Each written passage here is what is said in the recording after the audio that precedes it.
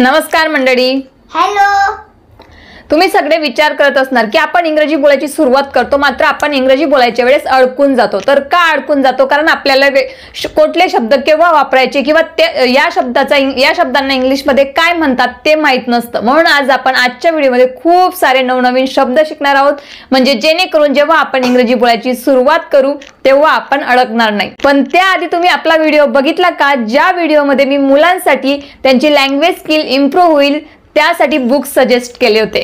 तर हा व्हिडिओ जाऊन नक्की बघा आणि ती बुक नक्की यूज करून बघा. तुम्हाला कशी वाटली ती आम्हाला कमेंट करून नक्की सांगा. चला तर मग सुरुवात करूया आजच्या व्हिडिओला. तर आपला आजचा पहिला शब्द आहे खाऊ घालणे. त्याला इंग्रजीत कसं बोलणार? चला तर मग बघूया. तर खाऊ घालणे म्हणजे आपण त्याला त्यासाठी यूज करत असतो फीड. तर खाऊ घालणे खाणे, पिणे, जेवणे, धावणे या शब्दांना इंग्रजीमध्ये वर्ब्स म्हणत असतात. आणि हेच वर्ब्स तुम्ही तिघही काळांमध्ये यूज करू शकता, प्रेझेंट, पास्ट, फ्युचर मध्ये. त्याचे तुम्ही 4 प्रकार बघू शकतात, जसे की फीड आहे, फीड बघूया, फीड, फेड, फेड आणि फीडिंग.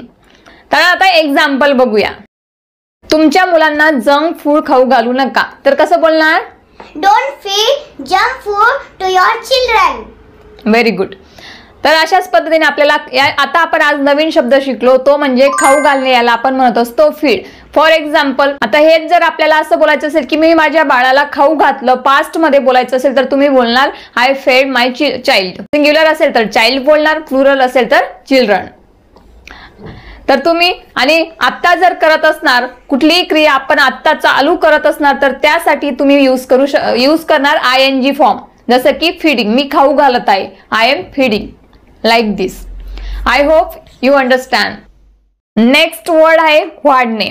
आता आपण ही क्रिया रोज करत असतो, आपण रोज जेवण वाढत असतो. तर आज जे आपण शब्द शिकत आहोत ते आपण रोजच्या क्रियांमध्ये यूज करत असतो आणि तेच क्रिया करताना तुम्ही आता जे इंग्रजी शिकत आहात तेव्हा तुम्हाला या शब्दांची प्रॅक्टिस करायची आहे. तर वाढणे याला आपण बोलत असतो सर्व. याचं 3 फॉर्म तुम्हाला सांगते, सर्व, सर्व्ड, सर्व्ड, सर्विंग असं तुम्ही बोलू शकतात. फक्त ED लावतं. ED प्रत्यय तुम्हाला लावायचा आहे पास्ट मध्ये बोलायचं असेल तर, आणि फ्युचर मध्ये सुद्धा. आता एक्झाम्पल बघूया. जेवण वाढा, सर्व द फूड. या पद्धतीने तुम्ही प्रॅक्टिस करू शकता. मी फक्त इथं टाइम कमी असल्यामुळे मी फक्त तुम्हाला एकच एक्झाम्पल करून दाखवते, पण मी जी तुम्हाला क्रियापदाची 4 रूप सांगते ते यूज करून तुम्ही हे सेंटेन्स, ते वर्ब यूज करून तुम्हाला 4 सेंटेन्सेस बनवायचे आहेत. नेक्स्ट वर्ड आहे खाणे, च्यू. तर याचं प्रोनाउन्सिएशन आहे च्यू आणि त्याचे जो सेकंड आणि थर्ड फॉर्म आहे तो च्यूड. ED प्रत्यय तुम्हाला फक्त लावायचा आहे आणि फोर्थ जो आहे त्याला फक्त ING वर्ब, ING लावायचं आहे. फॉर एक्झाम्पल, जेवण व्यवस्थित चावून खा, च्यू द फूड वेल. पुढचा शब्द आहे गिळणे, सॉलो. तर याला आपण गिळणे, सॉलो म्हणजे गिळणे. तर याचे 3 रूप तुम्हाला फक्त ED प्रत्यय लावायचं आहे आणि ING वर्ब लावायचं आहे. फॉर एक्झाम्पल, त्याने अन्न न चावता गिळले, He swallowed the food without chewing. त्याच्यानंतर नेक्स्ट आपला शब्द आहे ईट, म्हणजे खाणे. आता आपण पहिले जो शब्द बघितला फीड, तो म्हणजे खाऊ घालणे आणि ईट म्हणजे खाणे. वर्बचे 2 प्रकार असतात, रेग्युलर वर्ब आणि इरेग्युलर वर्ब. रेग्युलर वर्ब मध्ये तुम्हाला फक्त ED प्रत्यय लावायचा आहे पास्ट आणि फ्युचर साठी, पण इरेग्युलर वर्ब मध्ये सेकंड आणि थर्ड फॉर्म वेगळाच असतो, जसे की eat, ate, eaten. For example, junk food खाऊ नका, डोंट ईट जंक फूड. माझे जेवण झाले असं जर तुम्हाला बोलायचं असेल तर तुम्ही बोलू शकतात आय एट फूड. नेक्स्ट शब्द आहे पिणे, ड्रिंक. तर हे सुद्धा इरेग्युलर वर्ब मध्ये येतं, ड्रिंक, ड्रँक, ड्रंक आणि drinking. For example, juice P, drink the juice. Next आहे शेकणे, जे आपण चपाती तव्यावरती शेकत असतो त्याला आपण इंग्रजीमध्ये म्हणतो बेक. बेक. आणि याचे तुम्ही 3 रूप ED प्रत्यय लावून बेक्ड, बेक्ड असं लावू शकतात आणि ING form baking. For example, चपाती अजून थोडी शेक, bake the chapati little more. Bake the chapati a little more. या पद्धतीने तुम्ही हे शब्द यूज करून रोज सेंटेन्सेस बनवून प्रॅक्टिस करू शकता. चपातीला तुम्हाला इंग्लिशमध्ये तुम्हाला जर बोलायचं असेल तर तुम्ही फक्त ॲज इट इज चपातीही बोलू शकतात, पण फ्लॅट ब्रेड असे सुद्धा चपातीला इंग्रजीत म्हटले जाते. नेक्स्ट आहे जेवण बनवणे किंवा स्वयंपाक करणे. याला इंग्रजीत काय म्हणतात सुहानी? कुक. कुक. कुकचंही तसेच आहे, ईडी प्रत्यय तुम्हाला फक्त लावायचं आहे आणि आयएनजी फॉर्म. फॉर एक्झाम्पल, ती जेवण बनवत आहे. She is cooking. नेक्स्ट आपला शब्द आहे तळणे. त्यालाच आपण इंग्रजीमध्ये बोलत असतो Fry. फ्राय. याचंही तुम्हाला हे वर्ब सुद्धा रेग्युलर वर्बच आहे, फक्त तुम्हाला ईडी प्रत्यय लावायचं आहे आणि आयएनजी फॉर्म. फॉर एक्झाम्पल, समोसे तळ.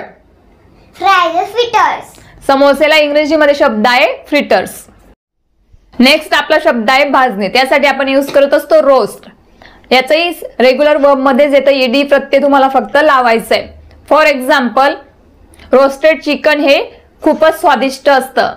Roasted chicken is delicious. तर अशा पद्धतीने आपण आजच्या व्हिडिओमध्ये 10 नवीन शब्द शिकलो. आणि जर तुम्हाला प्रॅक्टिस करायची असेल या 10 शब्दांची, तर तुम्हाला प्रत्येक फॉर्म पण मी सांगितलेला आहे. ते फॉर्म यूज करून तुम्हाला एका वर्बची तुम्ही 4 सेंटेन्सेस बनवायची आहेत आणि अशाच पद्धतीने तुम्हाला प्रॅक्टिस करायची आहे. जर तुम्ही अशा पद्धतीने प्रॅक्टिस केली तर 100% नवीन तुम्ही इंग्रजी बोलायच्या वेळेस अडकणार नाहीत. आता तुमच्यासाठी एक सेंटेन्स देते, ते तुम्हाला मला कॉमेंट करून द्यायची खाली व्हिडिओ खाली. मी तुमची प्रत्येकाची कॉमेंट रीड करत असते आणि तुम्हाला रिप्लाय सुद्धा करत असते. तुमच्या प्रत्येकाच्या कॉमेंटचा रिप्लाय करायला मला प्रचंड आवडत असतं, म्हणून कॉमेंट करायला विसरू नका. तर तुमच्यासाठी सेंटेन्स आहे, मी माझ्या बाळाला खाऊ घालत आहे.